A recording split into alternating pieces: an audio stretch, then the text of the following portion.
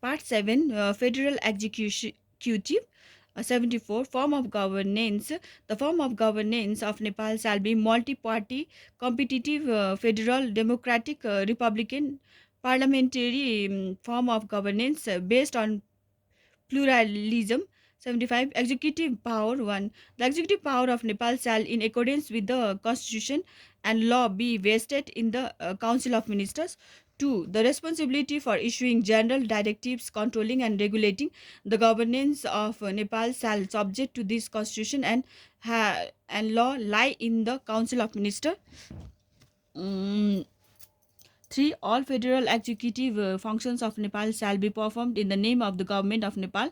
4, any decision or order to be issued in the name of the government of Nepal pursuant to clause 3 and other instrument of authorization pertaining thereto shall be authenticated as provided for in the federal law. 76, Constitution of Council of Ministers. 1, the President shall appoint the leaders of the parliamentary party that commands a majority in the House of Representatives as the Prime Minister, and the Council of Ministers shall be constituted under his or her chairpersonship. 2, in cases where no party shall a clear in cases where no party has a clear majority in the House of Representatives, pursuant to clause 1, the president shall appoint as the prime minister as member of the House of Representatives who is able to command a majority with the support of two or more parties representing to the House of Representatives.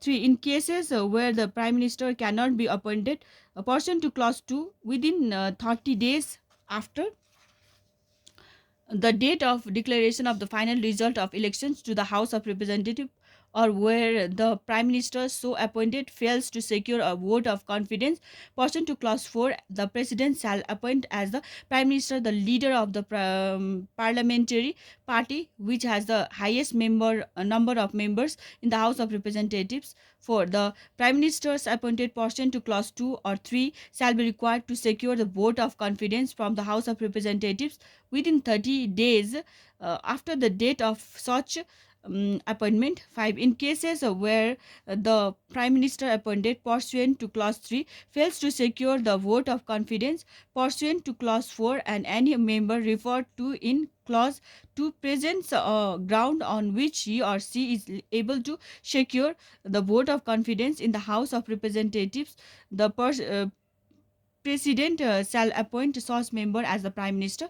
6, the Prime Minister appointed pursuant to clause 5 shall be required to secure the vote of confidence pursuant to clause 4. 7, in cases where the Prime Minister appointed pursuant to clause 5 fails to secure a vote of confidence, or the Prime Minister cannot be appointed, the President shall, on the recommendation of the Prime Minister, dissolve the House of Representatives and appoint a date of election so that the election to another House of Representative is completed within 6 months. 8, procedures as to the appointment of the Prime Ministers under this article shall be required to be completed within 35 days after the date of declaration of the final results of elections to the House of Representatives held under this constitution, or the date on which the office of the Prime Minister has fallen vacant. 9, the President shall, on recommendation of the Prime Minister, constitute the Council of Ministers comprising a maximum of 25 ministers, including the Prime Ministers, in accordance with the inclusive principles from amongst the member of the Federal Parliament. Explanation: for the purpose of this articles, minister means a deputy prime minister, minister of state, and assistant minister. 10, the Prime Minister and ministers shall be collectively responsible to the federal parliament, and the ministers shall be individually responsible for the business of the respective ministers to the Prime Minister and the federal parliament. 77, vacant of office of Prime Minister and ministers. The office of Prime Minister shall fall vacant in any of the following circumstances: in case he or she tenders resignation in writing to the President; b, in case a resolution of confidence, in case a resolution of confidence is not adopted, or a resolution of no confidence is adopted against him or her pursuant to Article 100.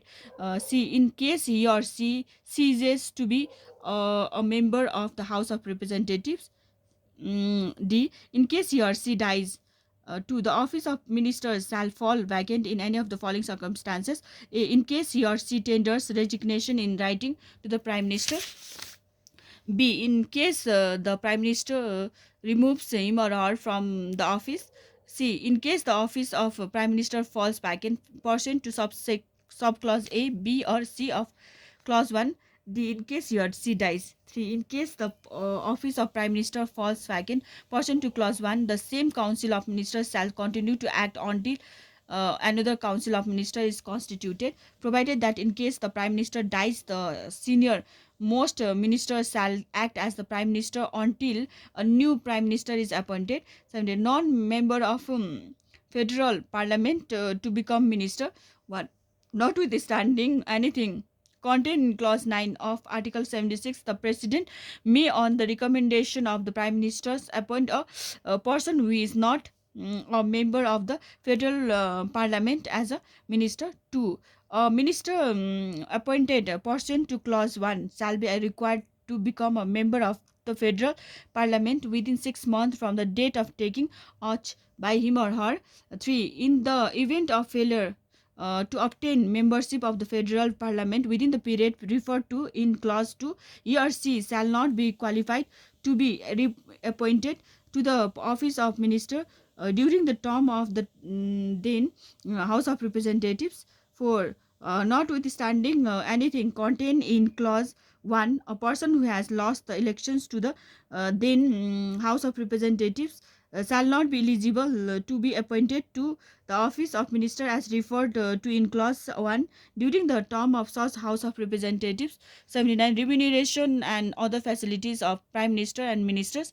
The remuneration and other facilities of the Prime Minister and Ministers shall be as provided for in a federal act. It shall be as specified by the government of Nepal until such act is made. 80. OATH. The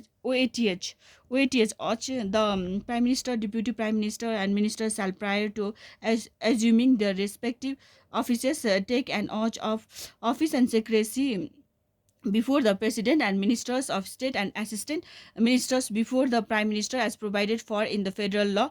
81. To inform President. The Prime Minister shall inform the President on the following matters: resolution of the Council of Ministers; B, bills to be introduced in the Federal Parliament; C, such other necessary information as recommended by the President on matters set forth in clauses A and B and D, A and B and D. Current general state of affairs of Nepal and matters concerning foreign relation. 82. Transactions of business of government of Nepal. 1. The business of government of Nepal. The business of the government of Nepal shall be allocated and transacted in accordance with the rules approved by the government of Nepal. 2. No question may be raised in any court as to whether or not the rules referred in clause 1 have been observed. Thank you. God bless you all. मेरे channel subscribe.